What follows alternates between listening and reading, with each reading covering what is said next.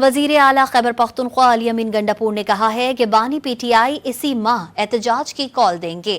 سوابی میں جلسے سے خطاب کے دوران علی امین گنڈاپور کا کہنا تھا کہ بانی پی ٹی آئی کی کال پر جب گھروں سے نکلیں گے تو ان کی رہائی تک واپسی نہیں ہوگی۔ 1947 میں بھی قربانیوں کے ذریعے آزادی ملی تھی، اب بھی بانی پی ٹی آئی کی قیادت میں حقیقی آزادی کے لیے جدوجہد کرنا ہوگی۔